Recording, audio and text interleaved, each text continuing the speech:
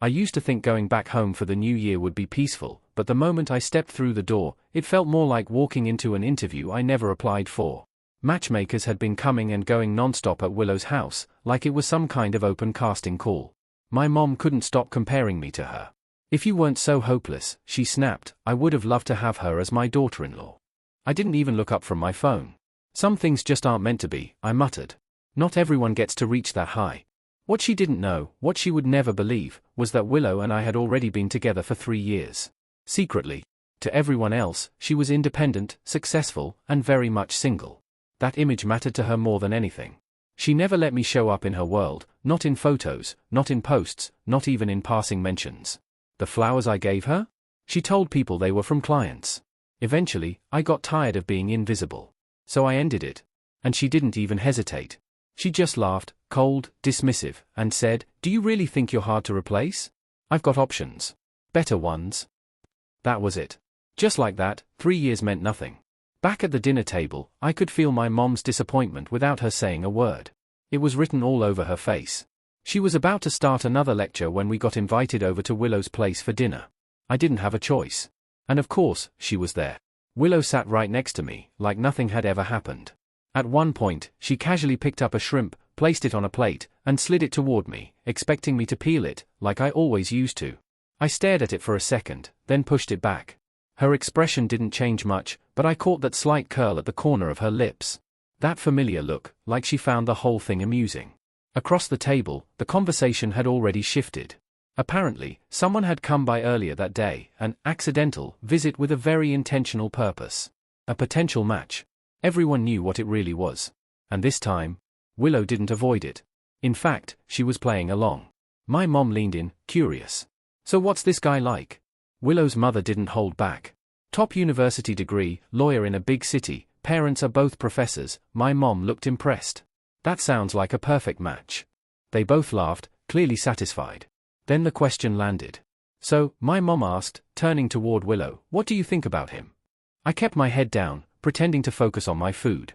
Then suddenly, "George." I froze. She was looking straight at me. "What's your opinion?" she asked, her voice light, but her eyes saying something else entirely. Before I could respond, her mom handed me the phone. "You know her best. Take a look." The man in the photo looked exactly how you'd expect, polished, confident, the kind of person who had everything lined up perfectly in life. The kind of man people admire. The kind of man I was never going to be. I glanced up. Willow was watching me, that same unreadable smile on her face. And just like that, my mind went back to the day everything ended.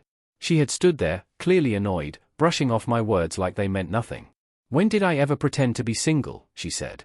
"Is that seriously how you see me?" I looked at her and said something I had been holding in for years. "We've been together this long, and yet, out of everything you've ever shared with the world, not once did I exist in it." That memory still lingered, the one thing I had ever given her that even came close to being visible, and even that, she erased with a single sentence. When I brought it up, she didn't reflect. She snapped. "Why are you raising your voice? What kind of attitude is that?" Then she looked at me like I was the one being unreasonable. "I honestly don't understand," she said. "Does it really matter that much whether people know?" But to me, it wasn't just about being known. In 3 years, she had never once acknowledged me as anything more than a neighbor. Every introduction, every conversation, I was always kept at a safe, convenient distance. At first, I made excuses for her. Maybe she was shy. Maybe she was afraid of what her family would say. But time has a way of exposing the truth you try to ignore. Deep down, I knew she was never planning a future with me. She stayed, not because she was certain, but because she wasn't done looking. And I was just the option she already had. Eventually, I couldn't pretend anymore. "I think we should end this," I said. For a brief moment, she looked surprised. Then she laughed. Not the kind of laugh you share with someone, this one cut straight through. "Fine," she said. "Then let's end it." And just like that, the words that followed left no room for doubt. "There are plenty of people interested in me," she said coldly. "Who do you think you are? Finding someone better than you wouldn't be hard." I didn't hold back either. "Then go," I shot back. "Go find someone better." At the time, it felt like anger was the only thing keeping me standing.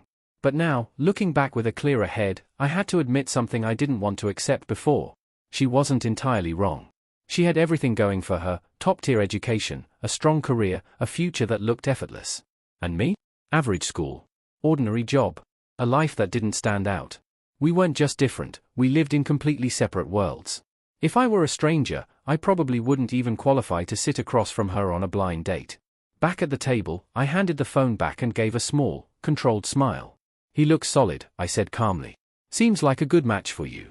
There was a pause. "You should give it a try," I added. "It's time." Something in her expression shifted. The warmth disappeared. "All right," she said flatly. "I'll add him later." After dinner, I stepped away to the restroom, hoping for a moment to breathe. But the moment I walked out, she was there. Leaning against the wall, arms crossed, like she had been waiting. "We need to talk." I didn't feel like it. I tried to walk past her, but she moved fast, blocking my path, pulling me back before I could react. I turned my head away instinctively. She stepped closer. Too close. Then, without warning, she leaned in and brushed against my ear, just enough to remind me how well she knew exactly where my defenses were weakest. Her voice dropped, softer now. "So you really want me to add him?" she murmured. "You're okay with that?" I pulled her hand away, creating distance. "If that's what you want, then do it," I said evenly. "Why are you asking me?" She studied me for a second, then took out her phone. A notification was already there. She lifted the screen in front of me. "Friend request. From him." Her finger hovered over it as she spoke again, this time with that familiar, testing tone. "So, should I accept it?" I knew this game. This was how she always handled things. No direct apologies, no clear words, just subtle signals. If I understood, things would go back to normal. If I didn't, somehow it would still be my fault. But this time, something inside me didn't respond the way it used to. Without hesitation, I took the phone from her hand and pressed accept. Her expression changed instantly.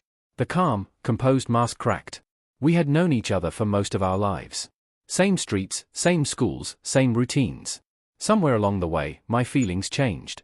I started noticing things I shouldn't have, how she smiled, how she spoke, how easily she drew attention without even trying. And with that came something else. A quiet sense of distance. She kept moving forward, becoming better, brighter, while I stayed exactly where I was. Still, every morning, she would wait. I'd walk my bike out slowly, knowing she'd be there. She'd hand me breakfast she made herself, hop onto the back seat, and complain if I took too long. "Next time, I'm leaving without you," she'd say. But she never did. What she didn't know was that I slowed down on purpose. Not because I didn't want to ride with her, but because I knew one day, someone else would take her further than I ever could. Back then, I never imagined she would choose me. And yet somehow, she did. It happened during one quiet summer. We were watching a movie together. Nothing special, just passing time. Then suddenly, the scene shifted. I panicked and turned it off immediately. She looked at me, amused. "What's wrong?" she teased. "Too much for you?" I tried to explain, stumbling over my words. "It's just, not something I should be watching with you." She leaned closer. "Then who should you watch it with?" I hesitated. "My future girlfriend." There was a brief silence. Then she smiled. And in the next moment, everything changed. She leaned in and kissed me, light, but unmistakable. Then pulled back like it was nothing, her eyes playful. "From now on," she said, "you only watch with me." That was how it started. Simple. Unexpected. And impossible to forget. 3 years of memories followed. Some warm. Some painful. But slowly, the balance shifted. What once felt like everything, began to feel like something I was holding on to alone. I used to think that just having those moments was enough. But in the end, no matter how tightly I held on, it felt like I was grasping at something that was never truly mine. A few days later, we crossed paths again, this time at a classmate's wedding. The hall was filled with laughter, lights, and celebration. And there she was. Sitting right beside me. Elegant. Composed. Effortlessly drawing attention without even trying. Just like always. The attention followed her wherever she went. Even at someone else's wedding, people couldn't help but look her way. It didn't take long before one of the groomsmen gathered his courage and came over, asking for her contact. She didn't answer right away. Instead, she glanced at me first, then politely turned him down. A few drinks later, the atmosphere loosened up. Someone at the table raised their voice, half joking, half curious. "All right, enough suspense. What kind of guy do you actually like?" They started listing types: childhood friends, powerful career men, younger guys, turning it into a game. Willow didn't respond immediately. She just looked at me again. "George," she said with a faint smile, "what do you think?" Suddenly, every pair of eyes at the table shifted toward me. Even she leaned slightly closer, resting her chin in her hand, waiting. I took a slow sip of water, buying myself a second. Then I answered calmly, I'm not sure, but definitely not someone she grew up with. A brief silence. Then laughter broke out around the table. Yeah, that makes sense. Exactly, if something was going to happen, it would have happened by now. She and George have known each other forever. If there was anything there, we'd have seen it. Their words blended into background noise. Right on cue, the bride and groom came over for a toast, smoothly shifting the attention away. After we clinked glasses, the groom leaned closer to me, a teasing grin on his face. Hey, didn't you say you were still single last time we talked? I nodded faintly. He lowered his voice. There's a bridesmaid here, really stunning. A bunch of guys asked me to introduce them, but I held off. He nudged me. Saved the chance for you. Come on, I'll take you over. Before I could respond, something tightened around my sleeve. I looked down. Willow. Her face was completely neutral, like nothing was wrong. But under the table, her fingers had locked onto my arm, gripping just enough to stop me. At the same time, she casually lifted her cup with the other hand, taking a slow sip of tea, as if she wasn't doing anything at all. A silent message. Don't go. She tugged once more. But this time, I gently removed her hand. All right, I said, standing up. Let's go take a look. For a split second, her grip disappeared. And I didn't look back. The groom threw an arm over my shoulder as we walked. There, he said, pointing toward a table. The one sitting in the middle. I followed his direction. To be honest, I wasn't really interested in meeting anyone. I just needed an excuse to leave that table, to get some space. Sitting across from your ex at a wedding right after breaking up, it's not exactly comfortable. But when my eyes landed on her, I paused. Even from a distance, she stood out effortlessly. There was something refined about her, calm, composed, the kind of presence you don't miss in a crowded room. The groom grinned. Well, not bad, right? She's a flight attendant, he added. Maybe you've even seen her on a flight before. I let out a small laugh. She's definitely impressive. Where did you find someone like that? My wife's best friend, he said proudly. Had to look out for you. By the time we reached the table, he called out, Hey, come meet someone. At the sound of her name, she turned. And the moment our eyes met, we both paused. Recognition. A flicker of surprise passed between us. Because this wasn't the first time we'd met. She stood up, smiling lightly. Well, this is unexpected, she said. We meet again. Her voice carried clearly despite the noise around us. The groom looked between us, confused. Wait, you already know each other? I gave a small nod. We've met before. Her nephew is in my class. Understanding dawned on his face. Ah, I see. Then, curious, he turned to her. So what did your nephew do? Her eyes sparkled with amusement. Nothing serious, she said calmly. Just a little, early romance. The groom blinked. At that age?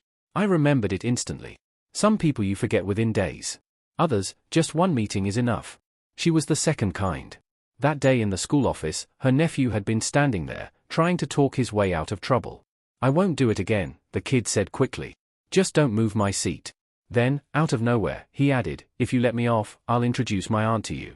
I nearly choked on my tea. He pointed straight at her. She's a flight attendant. I barely managed to recover. Thanks, but I don't do well with flights. She laughed softly, clearly entertained. Then she reached out and tapped the boy's cheek. You little negotiator, she said. After that, she leaned forward slightly, resting her chin on her hand, her tone shifting, still light, but more thoughtful.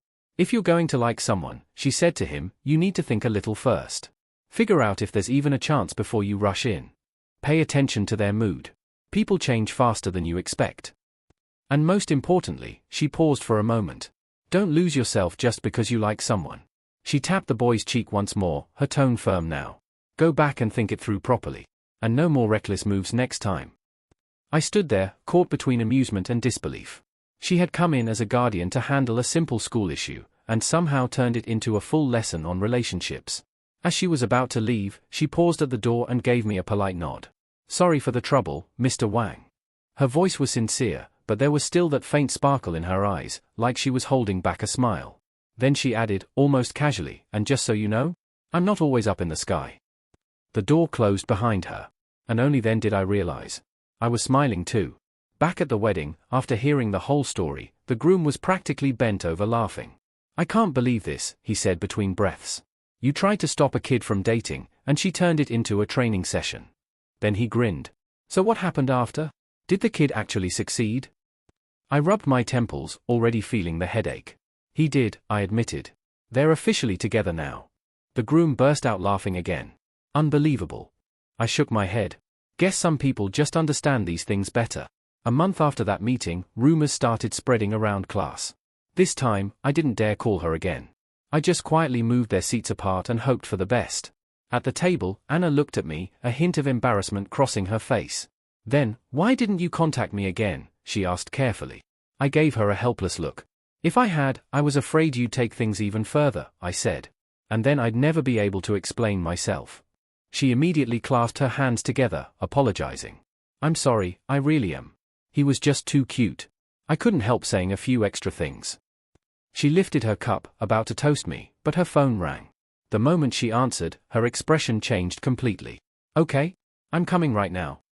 She hung up and turned to me, concern written all over her face. My nephew's sick. Fever, vomiting.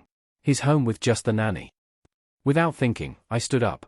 Let's go check on him. She hesitated for only a second before nodding. We had just reached the entrance of the banquet hall, when someone stepped directly in front of us. Willow. Her expression was cold, her eyes sharp as they moved between us. Anna leaned closer and asked quietly, You know her? I nodded. Wait for me outside. She understood immediately and stepped aside without another word.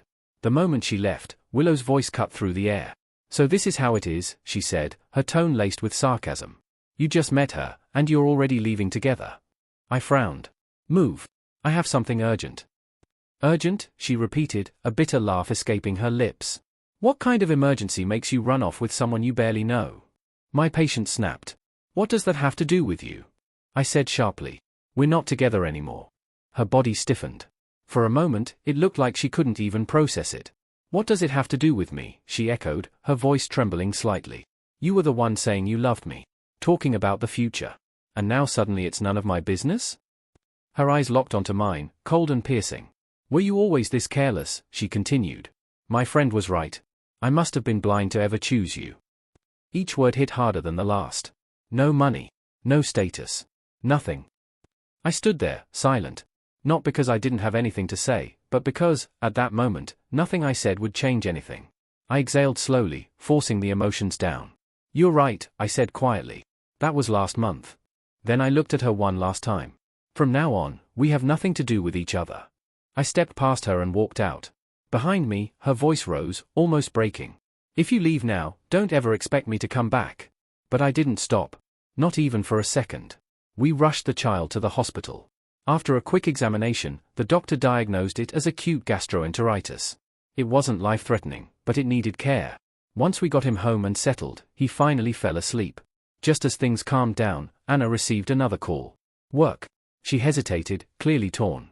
I could see it on her face. I can stay, I offered. Don't worry. She looked at me, surprised. Are you sure?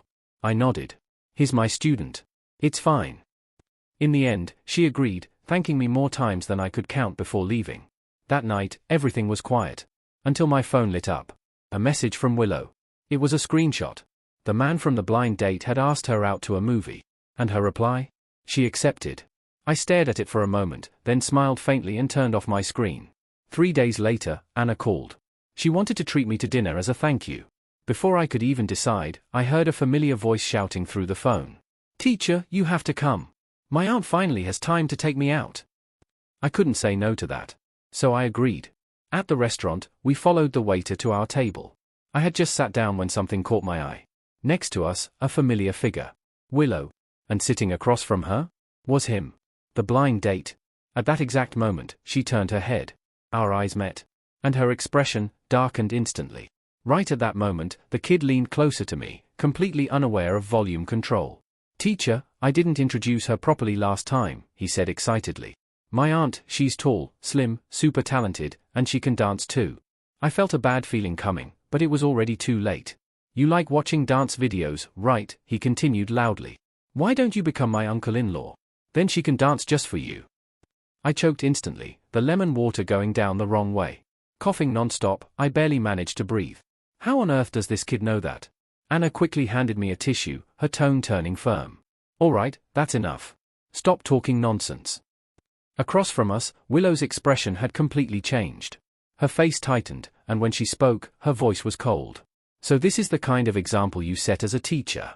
Before I could respond, the man sitting opposite her finally turned his attention toward me. Up close, he looked exactly like his photo, sharp features, perfectly put together, calm and confident. Sitting there beside Willow, the two of them looked well-matched. Like they belonged in the same world. I was about to say something, but he spoke first. With a polite smile, he extended a greeting.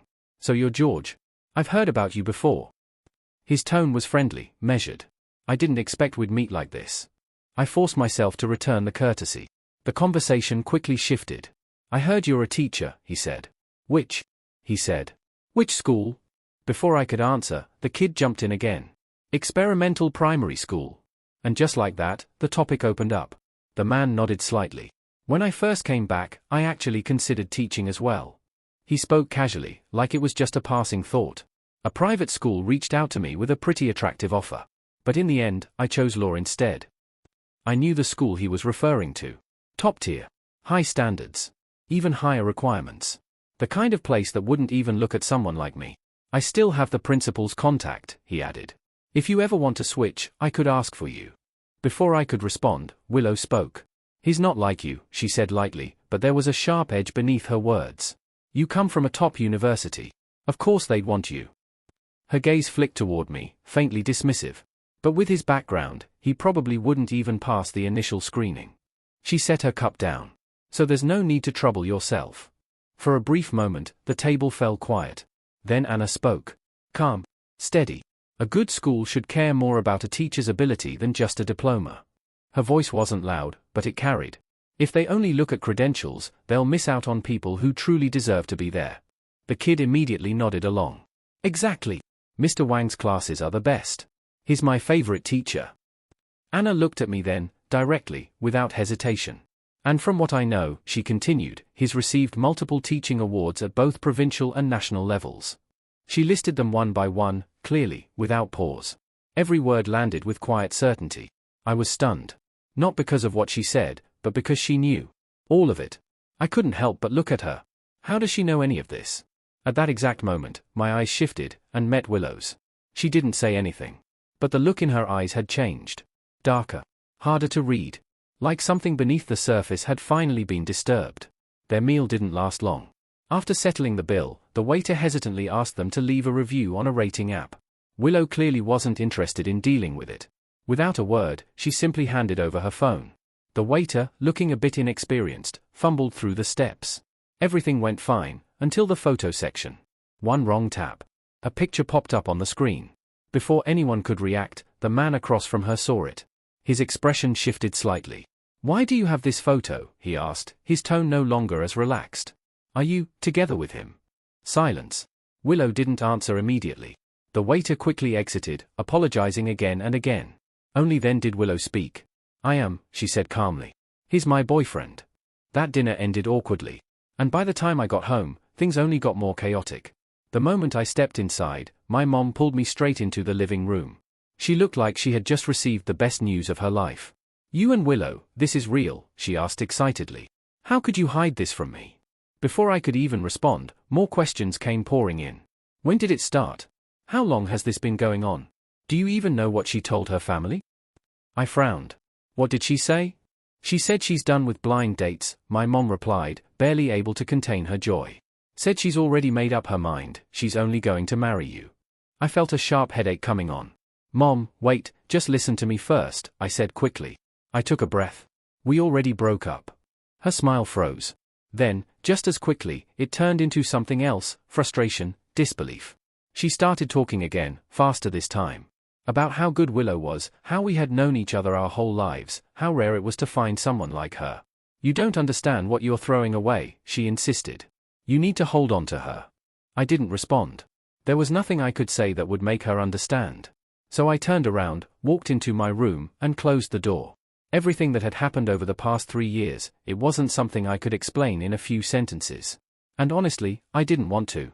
Some things are better left as they are, unfinished, but not dragged through the mud. Even if it ended badly, there had been real moments once. And I wanted to leave those behind with at least a little dignity. Late that night, my phone lit up.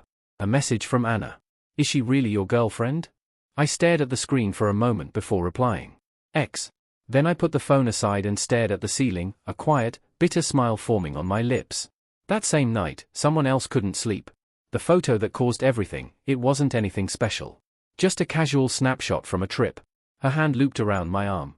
Nothing intimate. Nothing undeniable. If she wanted to deny it, she easily could have. But when she saw the way Anna looked at me earlier, something changed. For the first time, she realized there were parts of my life she knew nothing about. The things I had achieved. The things I had worked for. She had never asked. Never cared enough to look. And suddenly, that realization hit hard. A kind of panic she wasn't used to. Without thinking too much, she posted the photo. Publicly. As if trying to fix something that had already slipped away. The next morning, my phone was flooded with messages. Congratulations. Jokes. Questions. I had no idea what was going on, until I saw her post. That's when everything clicked. I didn't waste time. I got up, grabbed my things, and headed out. I needed answers. Because whatever this was, it didn't make sense anymore. I stood at her door, waiting. When it opened, I barely recognized her. Her eyes were red, her face pale, like she hadn't slept at all. Her voice came out dry, almost fragile. "Didn't you want to make it public?" she said. "I did it. Everyone knows now, relatives, friends, all of them." She hesitated, then added, almost carefully, "I even changed my profile picture to a couple one." Her fingers tightened slightly at her sides. "Can you change yours too?" I didn't answer. She stepped closer, grabbing my arm, shaking it lightly. "George, I don't want to break up," she said, her voice starting to tremble. "I never really wanted that." I looked at her, calm, distant. "But I do," I replied. That was enough to break something in her expression. Her eyes reddened even more, panic creeping in. "Then tell me what to do," she said quickly. "Anything, just tell me, okay?" A pause. Then, sharper, almost accusing, "Or is it because of her? That woman, does she like you? Why does she know so much about you?" I exhaled slowly. "This has nothing to do with anyone else," I said. "I'm just tired." I met her gaze directly. "Being with you is exhausting." Silence filled the space between us. Then I asked the one thing that had been stuck in my chest for years. "Why is it that only after we broke up, you're finally willing to make us public?" She opened her mouth, then closed it again. No answer came. She, who had always understood everything so quickly, stood there, unable to say a single word. After a long pause, her voice came out hoarse. "I can change," she said. "I won't be like before." Her eyes searched mine desperately. "We've known each other for so long, can you really let it end like this?" She reached into her bag and took out a photo. Old. Faded with time. 2 children standing side by side, smiling at the camera. A boy holding a girl's hand. I took it from her.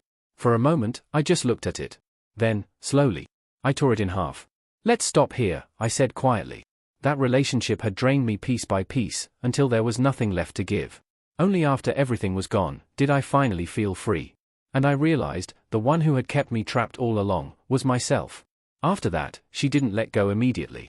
She kept the matching profile picture. As if waiting. One day, my phone lit up with endless notifications.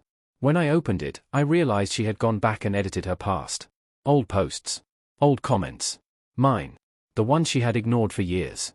Now, suddenly, they all had replies. "Want to eat that?" I had written once. "I'll take you," I said back then.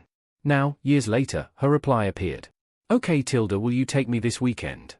Another time, I had encouraged her before a competition. "Good luck," I wrote. Now she answered, "Thanks. I'll do my best." Even a simple compliment I left on her photo finally got a response. "My boyfriend took it," she wrote. "He's really good at capturing me." 3 years too late. Everything she never gave me back then, she was trying to return now. But time doesn't wait for anyone. What had already gone cold couldn't be warmed again. Life moved on.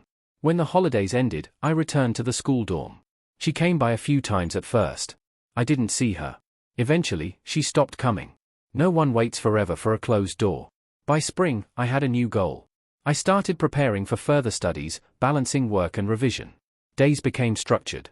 Lessons, meetings, grading, studying. Busy, but steady. For the first time in a long while, I felt grounded. In June, the result came. I got in. I took a photo of the acceptance letter and posted it. The first like came almost instantly. From her. A simple comment followed. "Congratulations." The screen filled quickly with messages. Among them, I saw another familiar name. But this time, it didn't matter. Because for the first time, I wasn't looking for her approval anymore.